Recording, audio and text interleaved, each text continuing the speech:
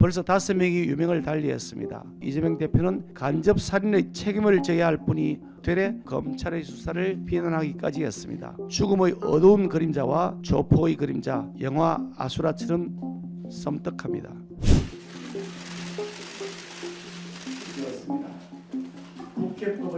집권 여당인 우리 국민의힘은 민생을 위해 일하는 정당, 그래서 국민들이 신뢰하는 유능한 정당이 되어야 합니다.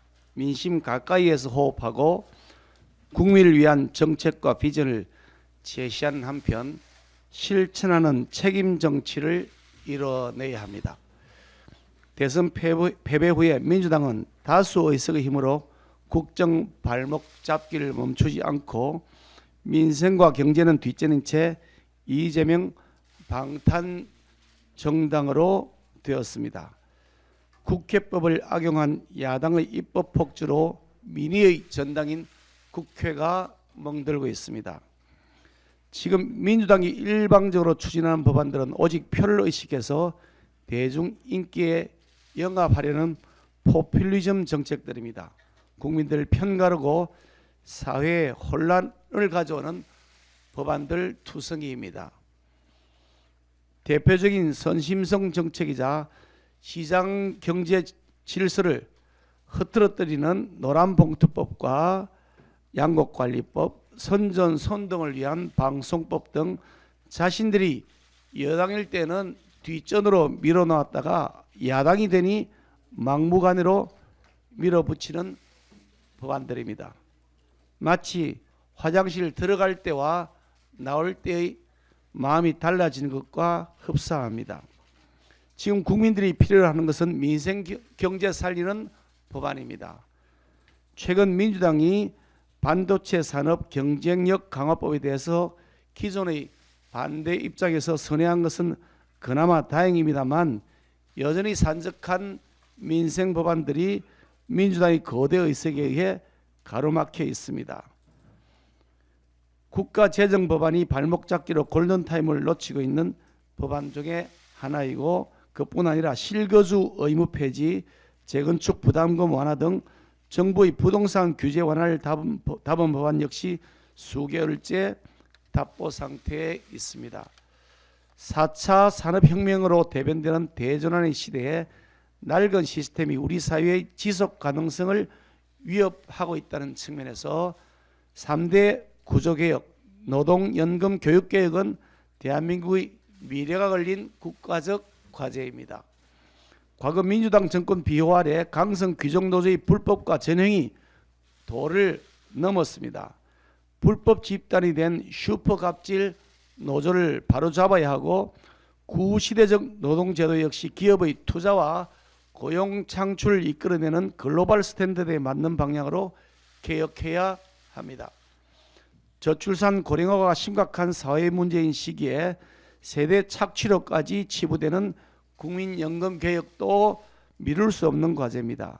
시간이 흐를수록 미래 세대에게 더 큰 짐을 지우는 연금 제도를 이대로 방치하는 것은 후손들에 대한 책임 방기일 뿐입니다. 인재 양성을 어렵게 하는 낡은 교육 시스템도 미래를 막는 걸림돌입니다. 4차 산업혁명 시대에 맞게 획일적인 입시 제도와 방만한 교육 재정에 대한 손질도 시급합니다. 우리 경제가 주저앉느냐 재도약하느냐를 가를 분수령인 3대 개혁은 민주당도 초당적으로 협력하고 머리를 맞대어야 할 것입니다. 민주당의 더미래 소속 의원 수십 명이 베트남으로 외유를 떠났는데 국회가 하루라도 휴회하면 큰일 날 것처럼 호들갑을 떨면서 헌정사 처음으로 3.1절에 임시국회를 강행했던 민주당이었지만 알고 보니 새빨간 거짓말이었습니다. 이재명 대표에 대한 방탄을 위해 국회의원 특권을 오남용한 특혜와 반칙이었습니다. 당의 미래를 위해 치열한 토론을 하다 왔다는 해명과는 다르게 유명 여행지를 단체로 관광한 것으로 알려졌습니다. 하롱베이로 가는 단체 버스를 기다리는 모습으로 보이는 의원들의 사진은 영락없는 관광객의 상기된 표정입니다.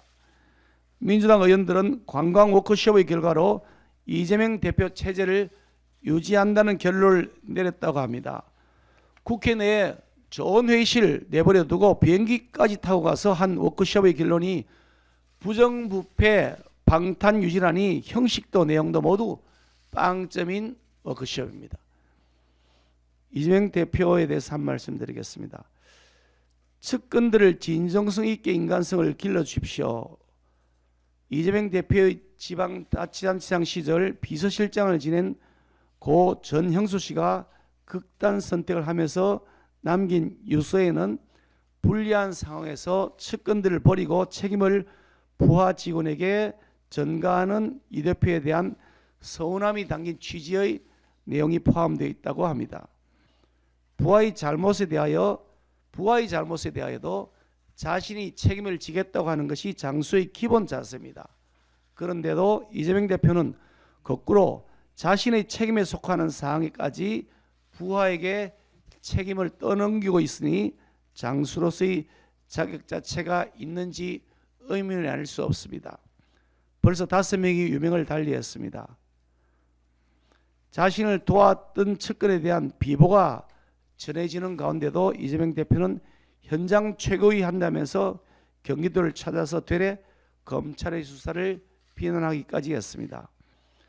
간접 살인의 책임을 져야 할 분이 어떻게 이럴 수 있을까 하는 참담함은 상식을 가진 민주당 내 일부 지각 있는 의원들도 느끼고 있다고 합니다. 이재명 대표의 주변을 둘러싸고 있는 죽음의 어두운 그림자와 조폭의 그림자, 마치 영화 아수라처럼 등골이 오싹하고 섬뜩합니다. 진실을 이기는 권력은 없다는 점을 다시 한번 상기시켜 드립니다.